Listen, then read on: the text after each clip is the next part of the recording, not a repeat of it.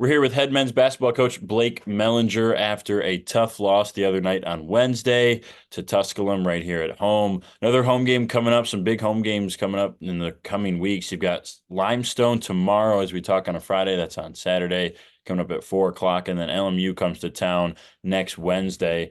Let's start with the Tusculum game a couple nights ago. That's a really good defensive team. They really limited your guys' three-point shooting ability. And it seemed like, for how much you guys have relied on that this season, that made it that much more difficult to find offense when they were just that good on the perimeter. Yeah, they really did. They outscored us by 21 points on the 3-point line, and there's no question that was the difference.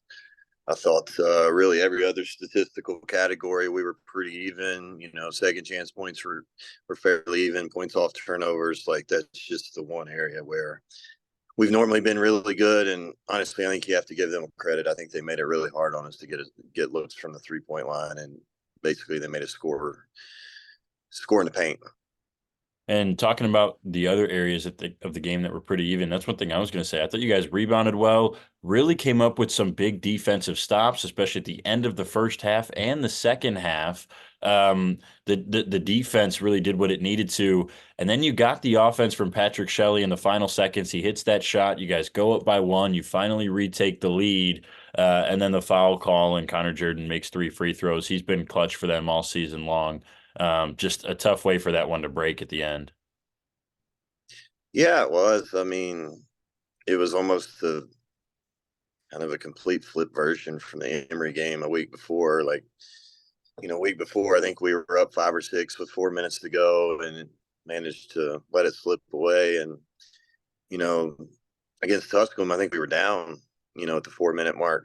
I forget the amount, but about, that same margin. And we were able to get some stops, string some stops together and come down and eventually score and take the lead. And then, I mean, that last play just, it was what it was. Looking back on the film, I do think we fouled him.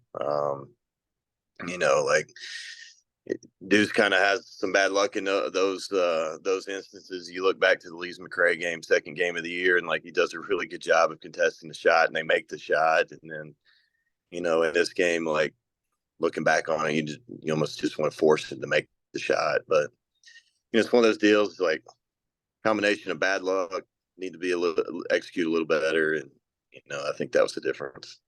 You mentioned the Emory and Henry game. You mentioned the Lees McRae's game. Those were both 1 point losses. Tusculum a 2 point loss. I think in games decided by three or less, it's 4 or 5 games you guys have dropped this year. What needs to change? What does this team need to do better to find a way to pull out those wins? Or is it a case by case basis and it's just unlucky on like all those games you mentioned, different ways to lose? It's not necessarily one thing that went wrong. Yeah, I mean, I don't think you can put your finger on one particular thing. I think just like being in those moments, or being more comfortable in those moments, I think is the biggest thing. Like if you look at each individual game, like they all kind of ended differently. So you can't sit here and say it's like, well, you needed to rebound better, you needed to score better, you needed to do this or that better. It's just, I think, using that experience, the experience of being in those close games and being comfortable in those moments, and maybe not just as much comfortable, but confident in those moments that, you're going to perform and execute and do well in those situations. Someone who appears to have confidence in those moments and be comfortable is your sophomore guard, Patrick Shelley.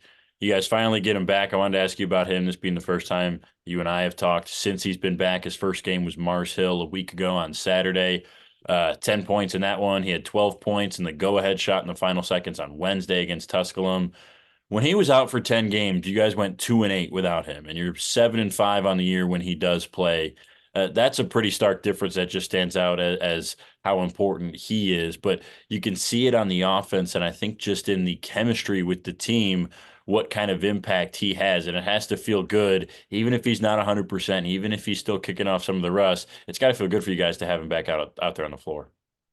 Yeah, it's huge. He's just a winner. I mean, that's like, I don't know of any other way to put it. Like there's certain guys that you coach like throughout the course of your career that like they just kind of have that like knack to him, and he's one of those guys. And like he actually had the flu on Wednesday. People don't realize that he was sick as a dog. So like for him to go out and perform as well as he did, like you know, that just again like tells you more about him. But he's huge for us. He's a huge piece. Like he's one of those guys that like you can never run it. You never have to run a single play for him, and he's always going to be productive on both ends of the floor. He's a stat stuffer, as we've mentioned back early in the season. So he just impacts the game in so many different ways. And then just his kind of like the winning mentality that he has about himself. Like I think that that carries a long way too. Joel Pettiford had a pretty good game for you guys on Wednesday night.